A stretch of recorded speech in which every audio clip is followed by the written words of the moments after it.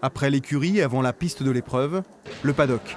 Un temps d'échauffement, de captation de l'environnement et des éléments extérieurs pour Van Gogh, cheval de 9 ans, et Olivier Robert, son cavalier. Quand on a engagé pour cette épreuve-là, on est censé être prêt. Moi, j'ai l'impression d'avoir préparé mon cheval de façon idéale pour aujourd'hui.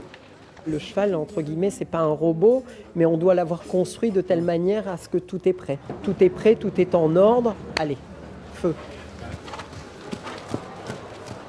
Jeune cheval, mais comportement irréprochable. Il s'est senti sur la piste comme un vieux cheval qui rentre dans le ring pour la 3e fois dans le week-end. Je suis vraiment satisfait de son comportement.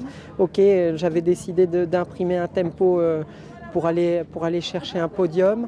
Et puis dans cette courbe, après ce bidet, j'étais tellement bien dessus. J'ai un peu trop protégé mon entrée de triple et je l'ai payé. C'est vraiment de ma responsabilité, mais je suis content de son comportement. Ça laisse augurer un beau week-end avec Van Gogh. Alors assister au jumping de la Baule n'est pas une question de moyens. Alors certes, il y a un petit carré VIP payant, mais il y a également 3000 places gratuites. Alors là, il faut juste être un petit peu organisé. Quand je vois un cavalier, généralement, j'y mets tout mon cœur. Je fais allez, vas-y, toc, toc, toc. Donc on s'y met dedans, quoi. C'est l'obstacle aussi, vous, c'est ça. Que ce soit à petit niveau où moi je trouve qu'on vit la même chose. Ah si, oui, moi, on vit la même passion, on vit la même émotion. Même en tant que maman, moi qui ne monte pas du tout à cheval, moi je crois que quand je les vois monter, c'est toujours la même chose. Dès qu'elle voit un cheval, c'est le bruit du cheval et il faut aller caresser les chevaux, donc on est venu aussi pour elle. L'élégance des chevaux, la qualité. Et moi j'aime bien aller voir les camions aussi. Voilà. On rêve tous de venir ici, quoi, clairement. En compétiteur. Ouais.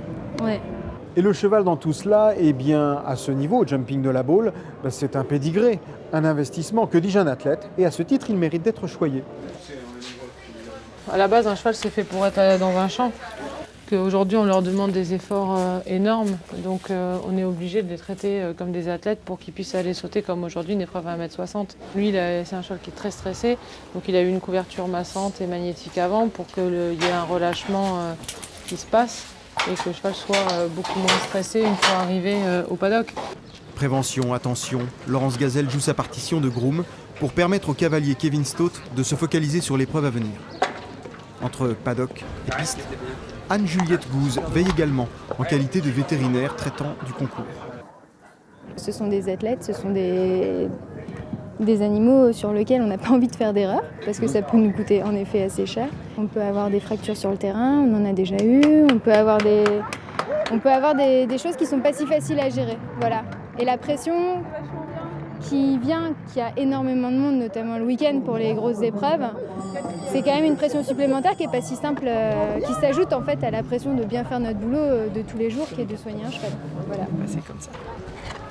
Les 16 épreuves internationales du jumping ont rassemblé près de 300 chevaux sur 4 jours à la Baule.